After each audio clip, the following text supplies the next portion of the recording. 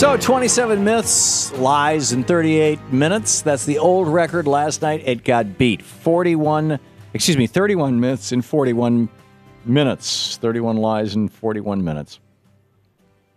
Pell Grants, funding, women's issues. This actually, President Obama had a pretty good rebuttal for this. Clip number 4 here.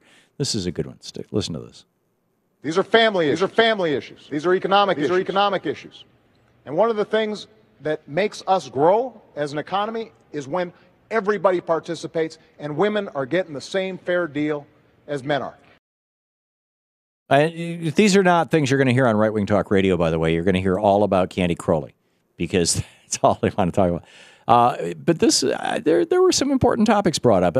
Clip number 5 here. This is about President Obama talking about Mitt Romney and China. Listen to this. When he talks about getting tough on China, keep in mind that Governor Romney invested in companies that were pioneers of outsourcing to China and is currently investing in countries, in companies that are building surveillance equipment for China to spy on its own folks. Governor, you're the last person who's going to get tough on China. And at that point, I'm yelling at the TV going, Sensata, mention Sensata. The day after the election, they're going to ship the last piece of equipment off to China. Bain Capital is doing that. And Mitt Romney is still making tens of millions of dollars a year from Bain Capital and only paying 14% income tax. And it would have been actually 8 or 9 or 10% if he actually took the charitable deduction that he will take next year. I guarantee you. Next year, he's going to probably pay 6%. Who knows? But it's going to be in that neighborhood. George W. Bush, the ghost of George W. Bush came up last night. And this was a particularly fascinating one. You know, Mitt Romney's first name is Willard. Mitt is his middle name. We should start calling him W. Mitt Romney to remind us of George W. Bush. So here's President Obama talking about W. Mitt Romney when the question was asked of W. Mitt Romney, how are you going to be different from George W. Bush? There are some things where Governor Romney is different from George Bush. George Bush didn't propose turning Medicare into a voucher. George Bush embraced comprehensive immigration reform. He didn't call for self-deportation. George Bush never suggested that we eliminate funding for Planned Parenthood. So there are differences between Governor Romney and George Bush, but they're not on economic policy. In some ways, he's gone to a more extreme place when it comes to social policy. Indeed. And then, you know, Mitt Romney, this toward the very end, this clip number 9, this was the part that, you know, as soon as Romney in his, what he knew was going to be his last statement, he had been waiting all night long for Obama to mention the 47% so he could come back and say, no. I want 100%. But Obama never mentioned 47%. So Romney had this, he was all primed for it. It was just like, you got to get it out. So this is what he said. In the course of that, I think the president's campaign has tried to characterize me as someone who's very different than who I am. I care about 100% of the American people. I want 100% of the American people to have a bright and prosperous future. Right. So thank you, Mr. Romney, for raising that percent issue. Mr. Obama, President Obama, ends the debate with this. But I also believe that when he said behind closed doors that 47% of the country consider themselves victims who refuse personal responsibility, think about who he was talking about. Folks on Social Security who've worked all their lives. Veterans who've sacrificed for this country. Students who are out there trying to hopefully advance their own dreams, but also this country's dreams. Soldiers who are overseas fighting for us right now. People who are working hard every day, paying payroll tax, gas taxes, but don't make enough income. And I want to fight for them. That's what I've been doing for the last 4 years, because if they succeed, I believe the country succeeds. And by the way, that's what history shows, is that when the middle class grows, when the middle class is solid, when you don't have Republicans blocking every piece of legislation that would bring jobs back home, that would encourage manufacturing and production here in the United States rather than offshore, that would cause corporations to stop being able to shelter the taxable income offshore. When the middle class grows, the economy grows, tax collections go up, the deficit gets smaller.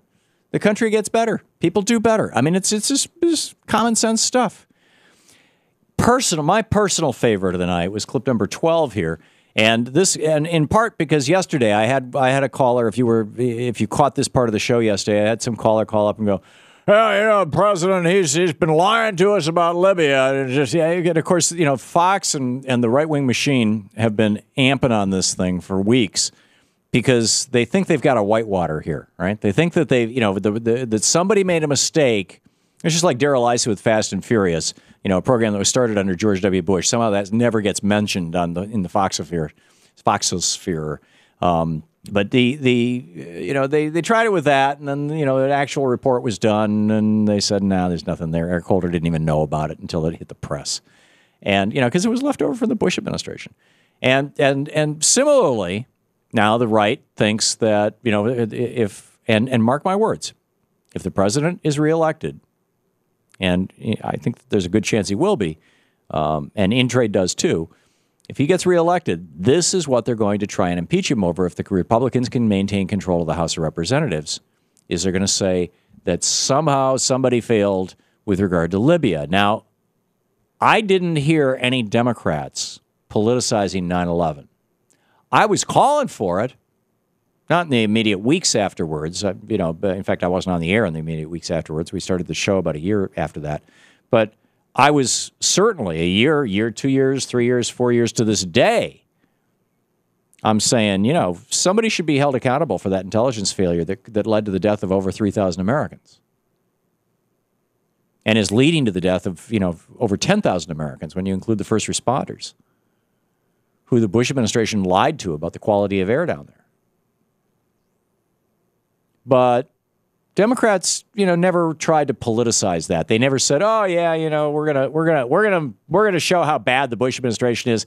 9/11 is the biggest intelligence failure in history. They were warned, which is true, by the way. In March or April of that year, President Bush of 2001, President Bush had gone to the Mediterranean. I believe it was Italy. It was one of the Mediterranean countries for a G8 or G7 or whatever it was back at that point in time, for one of those economic meetings.